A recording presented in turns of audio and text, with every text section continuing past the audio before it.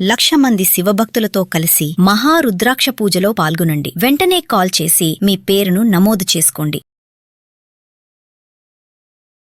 నమస్తే, welcome back to Suman TV. Present మనతో పాటు ఉన్నారు తోడు నీడ ఆర్గనైజేషన్ ఫౌండర్ రాజేశ్వరి మేడం. నమస్తే మ్యామ్. నమస్తే నవీన. మేడం, ఒకప్పుడు పెళ్లి టైంలో అమ్మాయి అబ్బాయిని పెళ్లి పీటల మీద చూసేది. అప్పటి వరకు చూపించేవాళ్ళు కాదు.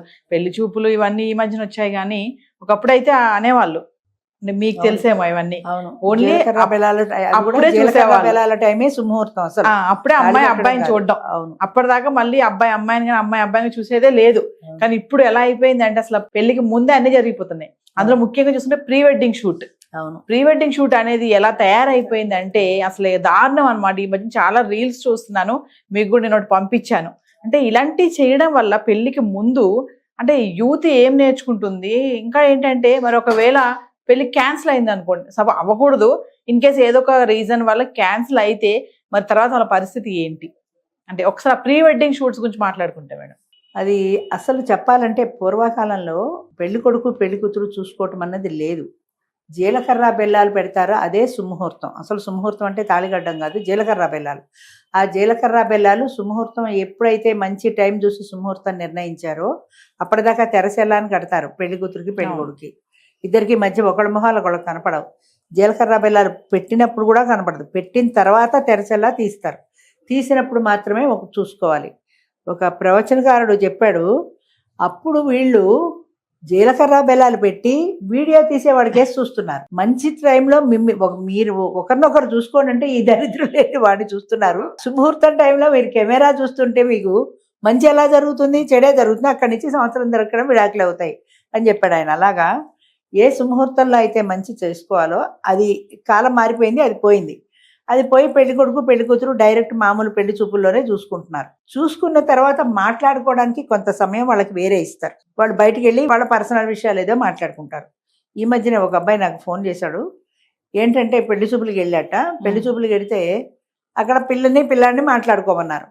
మాట్లాడుకుంటున్నప్పుడు ఆ అబ్బాయి అన్నట్ట, నువ్వు చదువుకున్నావు సంతోషమే, కానీ నీ ఉద్యోగం చేయాల్సిన అవసరం లేదు, నేనే బోల్డ్ సంపాదిస్తున్నాను, నువ్వు ఇల్లు పిల్లల్ని చూసుకుంటే చాలు, కొన్నాళ్ళ దాకా అంటే పిల్లలు పుట్టి కాస్త వారు పెరిగి పెద్దవాళ్ళు అయ్యేదాకా ఉద్యోగం మనకి వద్దు అని చెప్పాడు. ఆ అమ్మాయికి వెంటనే కోపం వచ్చింది. నేను ఇంత చదువుకుని ఉద్యోగం చేయకుండా ఇంట్లో కూర్చొని నీ పిల్లల్ని పెంచి ఆయాననుకున్నావా నేనని ఏదో కోపం వచ్చింది. కాదు, నేను ఉద్యోగం చేస్తానంది. అక్కడ ఇద్దరికి మాట తేడా వచ్చేసింది. ఆ తర్వాత ఆ అబ్బాయికి ఎక్కడో వేరే వాళ్ళ ఊళ్ళో ఎక్కడో స్థలమో ఇల్లు ఏదో ఉంది, అది అమ్మేసి మనం హైదరాబాద్లో ఇల్లు కొనుక్కుందాము, మనం సొంత ఇంట్లో ఉండొచ్చు, అది పాత ఇది పనికిరాంది కాబట్టి అది అమ్మేద్దాం అనుకుంటున్నాను అన్నాడు. ప్రాపర్టీ విషయం మాట్లాడుకుంటూ. ఆ విషయంలో కూడా అమ్మాయికి నచ్చలేదు. అది అమ్మేయడం ఎందుకు, అది అమ్మేయకుండానే వేరే కొనుక్కోవచ్చు కదా అన్నది ఆ అమ్మాయి అభిప్రాయం. అభిప్రాయాలు కలవలేదు. 3 ఈ గొడవలు వచ్చిన తర్వాత ఒక వారం రోజులు అబ్బాయి ఫోన్ చేయలే. ఫోన్ చేయకపోతే ఆ అమ్మాయి తరఫున మీడియేటర్ ఎవరో మాట్లాడట, నువ్వు వారం రోజులు ఈ అమ్మాయికి ఫోన్ ఎందుకు చేయలేదు అని. ఈ అబ్బాయి అంటాడు, పోనీ నేను చేయలేదు, ఆ అమ్మాయి చేయొచ్చు కదా, నాకు నువ్వు ఫోన్ చేయట్లేదు ఏంటి, ఏమైంది, ఎలా ఉన్నామని ఆ అమ్మాయి ఎందుకు చేయలేదు, నేనేమన్నా తప్పు మాట్లాడానా అంటే ఆ అమ్మాయి నువ్వు ఉద్యోగం వద్దు అంటే అమ్మాయికి ఎందుకు అంత బాధపడాలి అన్నాడు. అంటే నేనేమన్నానంటే అది అమ్మాయి వ్యక్తిగతం. కొంతమంది ఒప్పుకోరు, ఉద్యోగం చెయ్యాలి అనుకుంటారు. కొంతమంది చదువుకున్నాం వీలైతే చేద్దాం లేకపోతే లేదంటారు. అది మీ ఇద్దరి మధ్యన అండర్స్టాండింగ్. అది అమ్మాయి ఒప్పుకున్నప్పుడు నువ్వు ఆ సంబంధమే చేసుకొని కొట్టుకు చావడం ఎందుకు, వేరే మ్యాచ్ చూసుకో, నీకు సూటబుల్ వ్యక్తిని చూసుకో.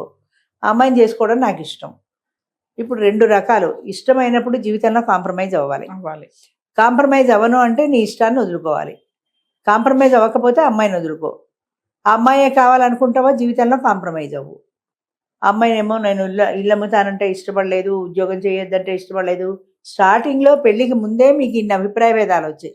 రేపు పొద్దున పెళ్ళైన తర్వాత ఇంకా ఎన్ని వస్తాయో. అంచేత సర్దుబాటు గుణం అనేది ఉండాలి ప్రధాన అంశము. రెండోది ఏది మంచి ఏది చెడ్డ అనేది కూడా తెలియాలి. ఆ అబ్బాయి చెప్పిన పాయింట్ కొంతవరకు, కొన్నాళ్ళ దాకా పిల్లలు కాస్త పెరిగి పెద్దవాళ్ళు అయ్యేదాకా, పెళ్ళయ్యాక పిల్లలు పుడతారు కదా, వాళ్ళు పెళ్ళయ్యేదాకా నువ్వు ఉద్యోగం వద్దు అని. మరి ఆ అమ్మాయి ఉద్యోగం నేను చేస్తానని, ఆ అమ్మాయి పాయింట్ ఆఫ్ వ్యూలో నేను ఇంత చదువుకున్నాను, నేను ఉద్యోగం ఎందుకు మానాలి అని. అంచేత ఇలాంటి వాటిల్లో తప్పు రైట్ అనేది ఎవరు చెప్పలేరు. అమ్మాయి పాయింట్లో అమ్మాయిది కరెక్ట్, ఈ అబ్బాయి పాయింట్లో ఈ అబ్బాయిది కరెక్ట్. అంచేత ఇద్దరు కూర్చొని మాట్లాడుకుని రాజీకి రావాల్సిందే. కానీ సర్దుబాటు గుణం అనేది ఉంటే, లేదంటే చెట్పట్టని ఇద్దరు విడిపోయి ఎవరి దారిని వాళ్ళు వేరే పెళ్ళిళ్ళు చేసుకోవాల్సిందే. అంచేత జీవితంలో సర్దుబాటు అనేది చాలా అవసరం.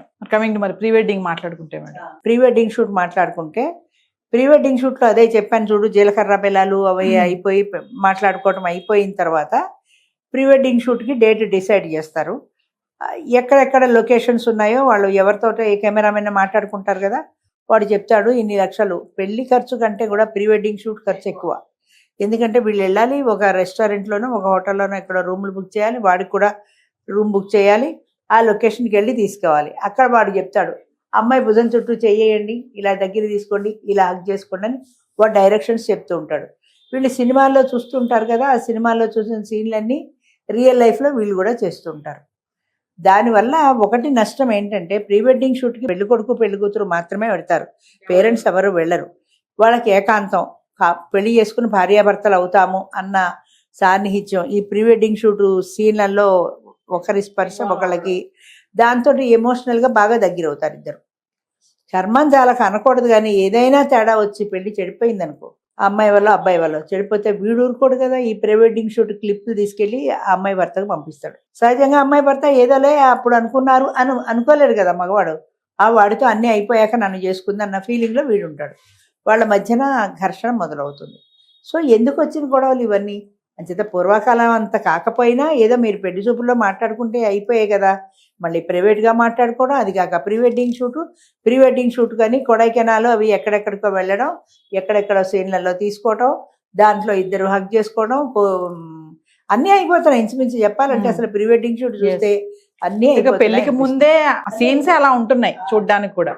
చూసే వాళ్ళకు కూడా ఇది పెళ్లిలో పెద్ద టీవీ పెట్టి పెళ్లిలో వేస్తూ ఉంటారు ఈ ప్రీ వెడ్డింగ్ షూట్ సీన్లన్నీ. పెళ్లి చూడటం మానేసి ప్రీ వెడ్డింగ్ షూట్ వచ్చిన వాళ్ళందరూ నోరు తెరుచు చూస్తుంటారు. అంచేత అవి అంటే తప్పు పట్టామంటారు, కానీ ఎంతవరకు అవసరమో 10 మందికి అంతవరకే, కానీ అంతవరకే బహిర్గతం చేయాలి. కానీ మొత్తం అంతా మీరు చూపించేస్తే ఇక పెళ్ళి ఏముంది, థ్రిల్ ఏముంది, ఫస్ట్ నైట్ ఏముంది? ఫస్ట్ నైట్ కొత్తతనం ఏం కనిపించింది? భార్యాభర్తలు ఇద్దరు మొదటి రాత్రి కలిసినప్పుడు ఆ స్పర్శ, ఆ కొత్తతనం వాళ్ళు ఫీల్ అవ్వాలి. అది కాకుండా మీరు అన్నీ అయిపోయాక వస్తే అది ఎన్నో రాత్రో తెలియకుండా ఉంటే ఇంక కొత్తతనం ఏమొస్తుంది? అంచేత ప్రీ వెడ్డింగ్ షూట్కి తీసుకోవచ్చు, కానీ దానికి కూడా కొంత పరిమితి ఉండాలి. పరిమితిని మించి, లిమిట్ని మించి అన్లిమిటెడ్గా వాళ్ళు బాడీలో ఎక్స్పోజ్ చేయడము, ఇవన్నీ చేస్తున్న కొద్దీ కూడా చూసే వాళ్ళకు కూడా అసహ్యంగా అసభ్యంగా అనిపిస్తాయి. యంగ్స్టర్స్ కి కూడా ఇలాంటివి చూసినప్పుడు ఏంటంటే వాళ్ళకు కూడా సెక్స్ పైన ఆలోచనలు రావడము, కొన్ని వేరే దారులకి అవి తీసుకెళ్లడము, ఇలా వీళ్ళు ఈ ప్రీ వెడ్డింగ్ షూట్లు ఇలా చేయడం వల్ల వాళ్ళ మైండ్ సెట్ కూడా మారుతుంది. దీనివల్ల వాళ్ళు ప్రీ వెడ్డింగ్ షూట్ వీడియోలు చేసేవాళ్ళు బాగుపడుతున్నారు, లక్షలు తీసుకుని వాళ్ళు బాగుపడుతున్నారు, కానీ మీరు నాశనం అయిపోతున్నారు కదా. ఇంత అయిన తర్వాత పెళ్ళి అవుతుందో తెలియదు, వస్తుందో తెలియదు, పెళ్ళి అయ్యాక ఎన్నాళ్ళు కలిసి ఉంటారో తెలియదు, ఏడాది 2 నెలలకే విడాకులు ఇచ్చుకుంటున్నారు ఇన్ని చేసుకున్న తర్వాత. అందుకని ప్రీ వెడ్డింగ్ షూట్లైనా పెళ్లి చూపులైనా ఏవైనా కూడా దానికి కొంత పరిమితి ఉన్నప్పుడు పర్వాలేదు, పరిమితిని మించి వెళ్తే మాత్రం ఏదైనా కష్టమే. Thank you. మంచిది.